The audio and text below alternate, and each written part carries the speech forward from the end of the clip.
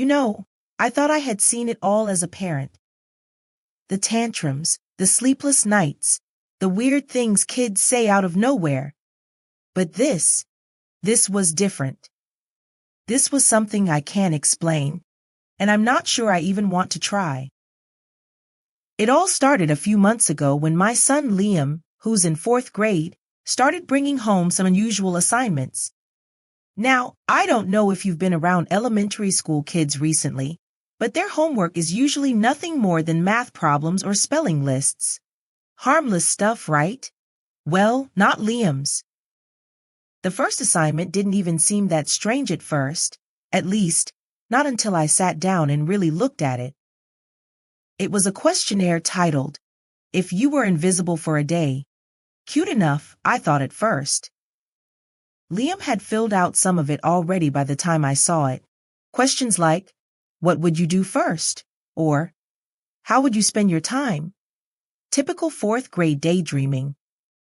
But then I noticed some of the other questions. Stuff that made me stop and reread them, just to make sure I wasn't imagining things. Who would you spy on first, and why? What secret would you want to uncover, no matter the cost? What would you do if no one could stop you? I didn't say anything to Liam at first. I figured maybe it was some creative thinking exercise, even if it felt a little off. I mean, kids are curious, right?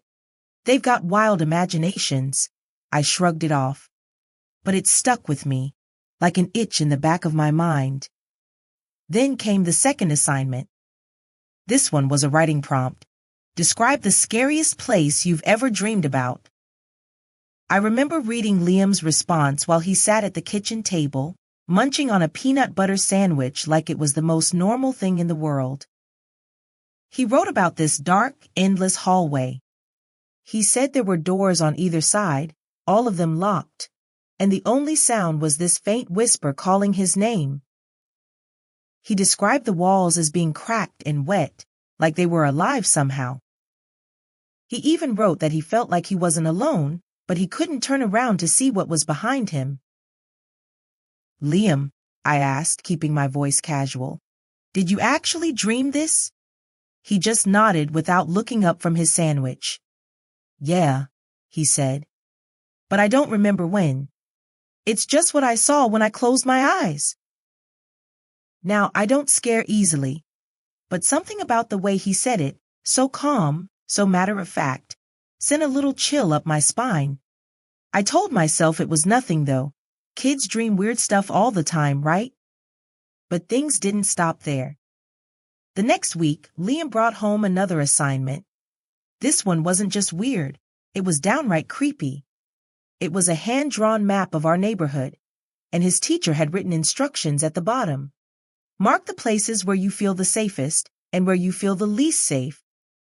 Liam had drawn a big circle around our house, but not in the safe column. No, he marked it under the least safe category. What's this about? I asked him, trying to keep my tone light. I don't know, Liam said, shrugging like it didn't mean anything. Mr. Dawson said we should think about how places make us feel. I should probably explain. Mr. Dawson is Liam's teacher, and he's one of those young, enthusiastic types who always has some innovative way of teaching. I'd met him at parent-teacher conferences, and he seemed perfectly nice. Quirky, sure, but nice. I figured maybe this was just another one of his outside-the-box lessons. But the more I thought about it, the more it didn't sit right with me. Why would a teacher ask a kid to think about where they feel unsafe? What's the point of that? And why, out of all the places in the world, would Liam circle our house? I asked him about it again later that night, after he'd gone through his usual bedtime routine of brushing his teeth and arguing over why he couldn't stay up 5 minutes later.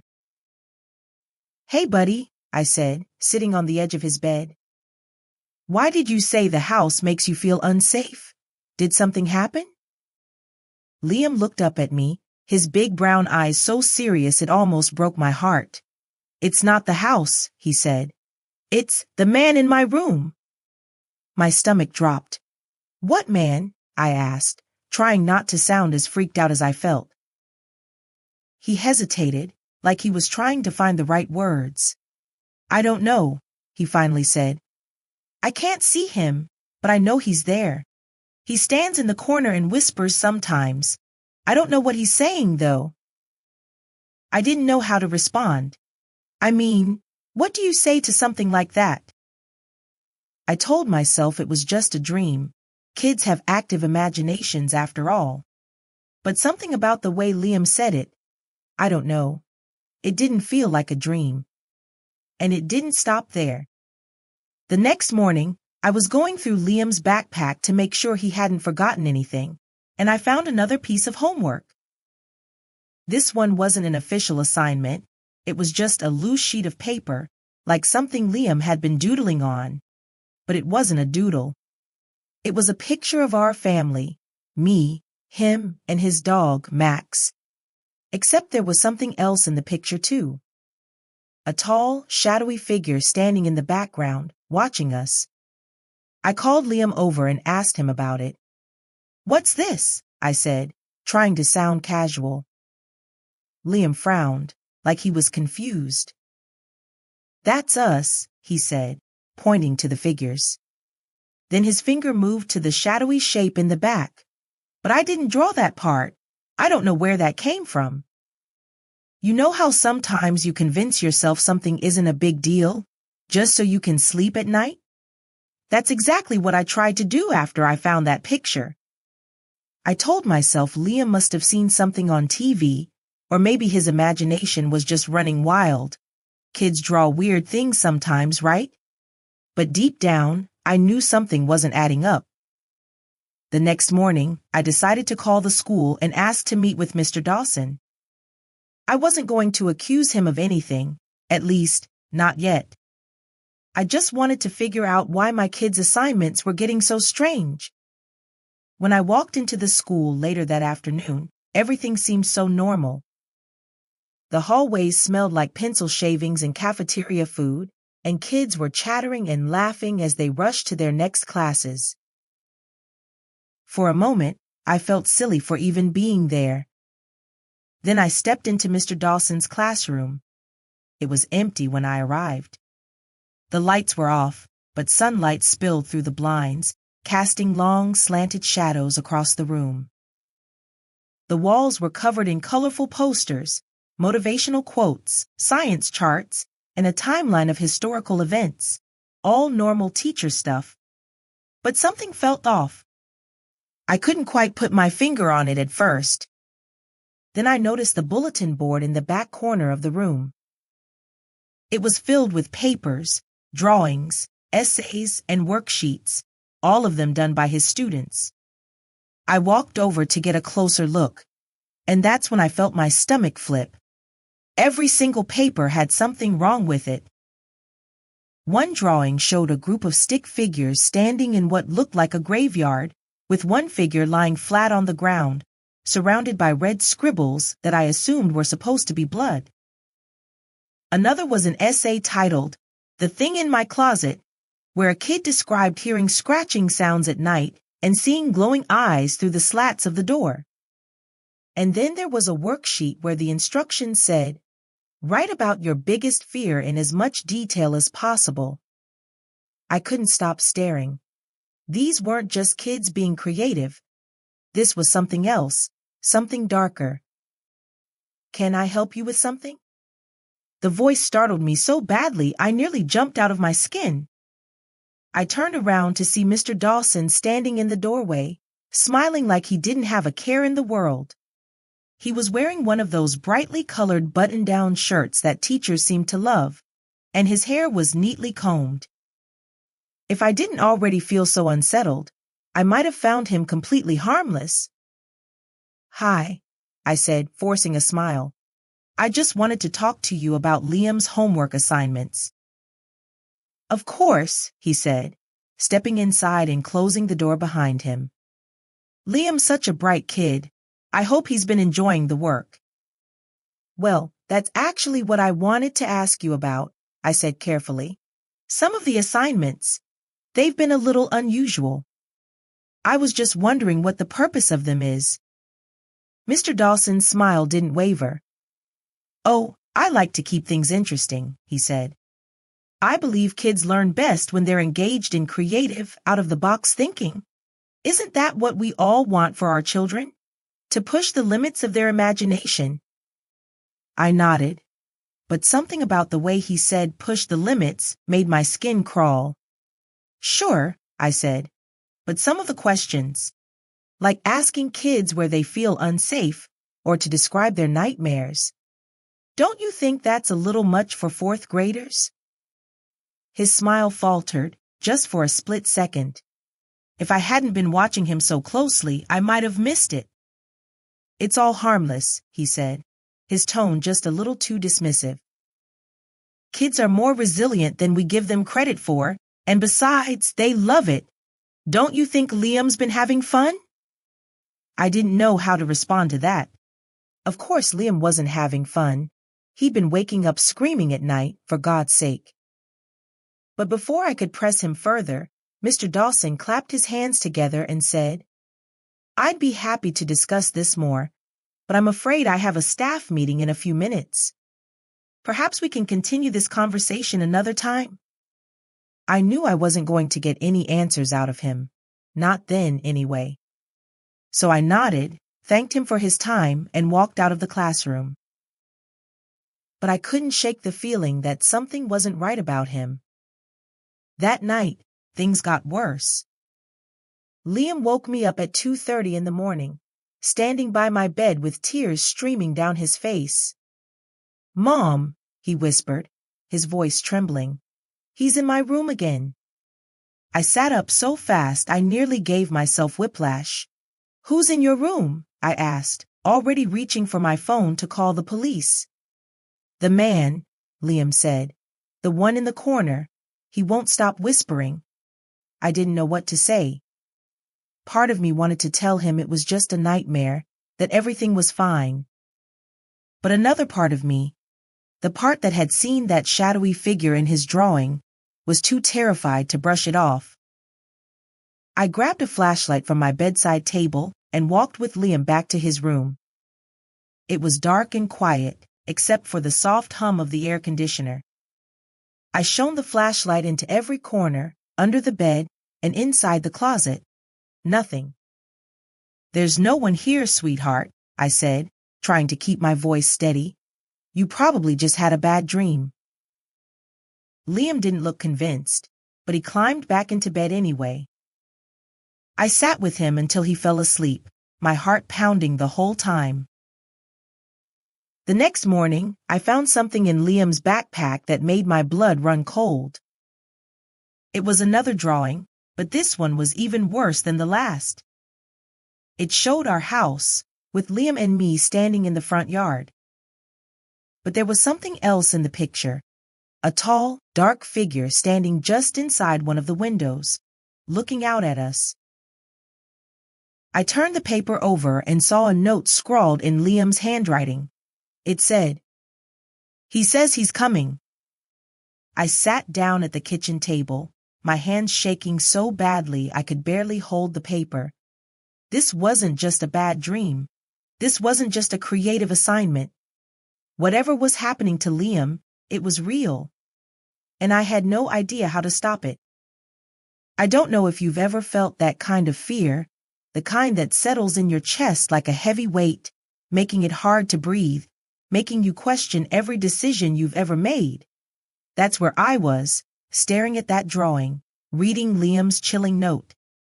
I realized this wasn't just some phase or a string of bad dreams. Something, or someone, was coming for my son. I didn't send Liam to school that day. Instead, I called the school office and made up some excuse about him not feeling well. I didn't care if Mr. Dawson noticed. Let him. I was done playing nice. After dropping Liam off at my sister's house, I drove straight to the school, my hands gripping the steering wheel so tightly my knuckles turned white. I didn't have a plan.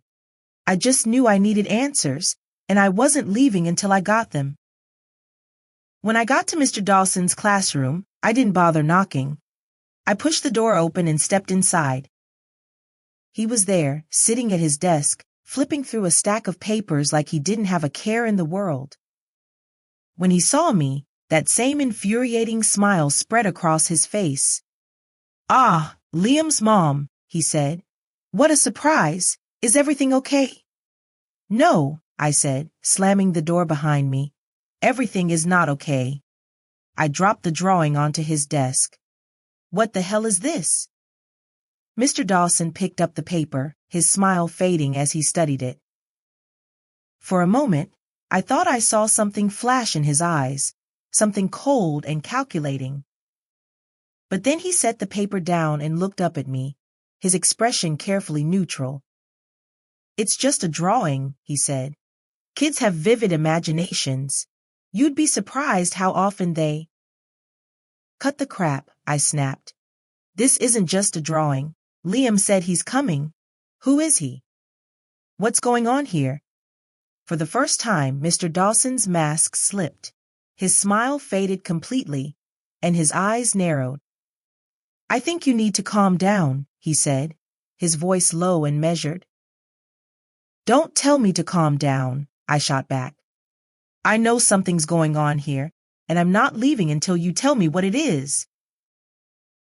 He leaned back in his chair, studying me like I was some sort of puzzle he was trying to solve. "You don't understand," he said finally. "It's not about Liam. It's about what he can do." "What the hell are you talking about?" Mr. Dawson stood up and walked over to the bulletin board at the back of the room. He gestured to the papers pinned to it, the creepy drawings, the unsettling essays. "These kids," he said, his voice almost reverent, "they're special. They see things the rest of us can't. They can reach places the rest of us can only dream about." I stared at him, my heart pounding in my chest. "You're insane," I said. "Am I?" he said, turning to face me. "Or are you just too scared to see the truth?" Before I could respond, I heard something, a low hum, almost like a distant chant. It was so faint at first I thought I was imagining it. But then it grew louder, filling the room with a strange rhythmic cadence that made the hairs on the back of my neck stand up. "What is that?" I demanded. Mr. Dawson didn't answer.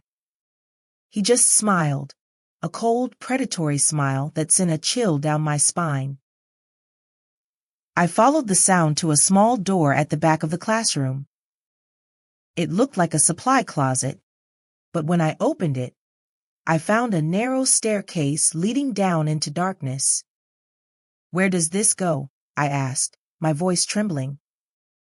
"You don't want to know," Mr. Dawson said, but there was a gleam in his eyes that told me he knew I was going to find out anyway. I didn't wait. I grabbed my phone, turned on the flashlight, and started down the stairs. The air grew colder with every step, and the hum grew louder until it was almost deafening. When I reached the bottom, I found myself in a small, dimly lit room.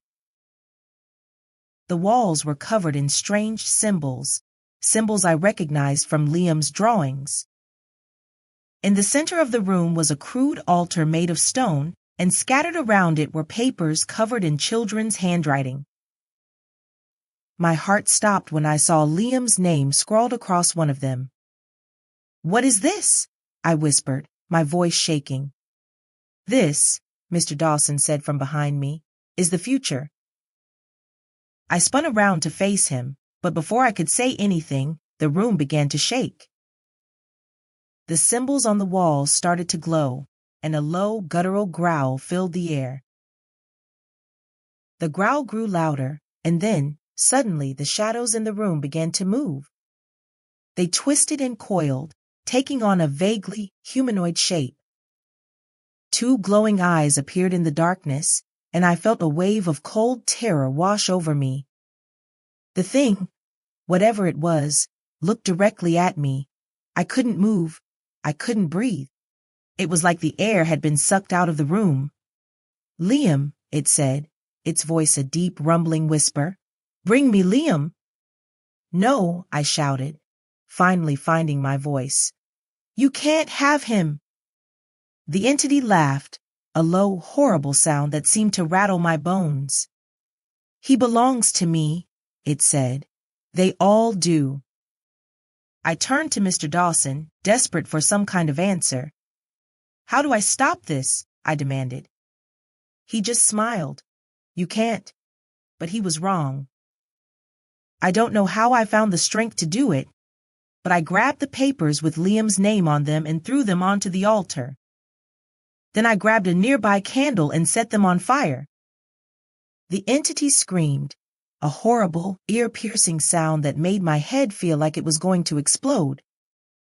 The shadows writhed and twisted, and then, just as suddenly as it had started, it was over.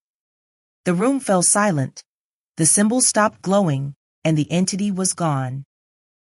I turned to Mr. Dawson, expecting him to lash out, but he just stood there, staring at the ashes on the altar with a strange, almost mournful expression. Then he looked at me and said, You have no idea what you've done. I didn't wait to find out what he meant.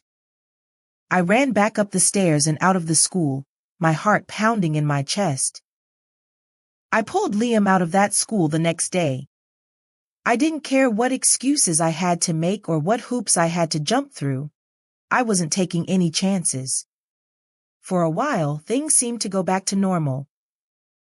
Liam stopped having nightmares, and I stopped finding creepy drawings in his backpack. But every now and then, I catch him staring out the window, his brow furrowed like he's listening to something I can't hear. And sometimes, late at night, I swear I hear whispers coming from his room. Last week, I found something under his bed. It was a piece of paper, crumpled up like he'd tried to hide it. When I smoothed it out, my blood ran cold. It was a drawing of our family. And in the background, standing in the corner of the room, was the shadowy figure. At the bottom, in shaky handwriting, Liam had written, He's still watching. The end.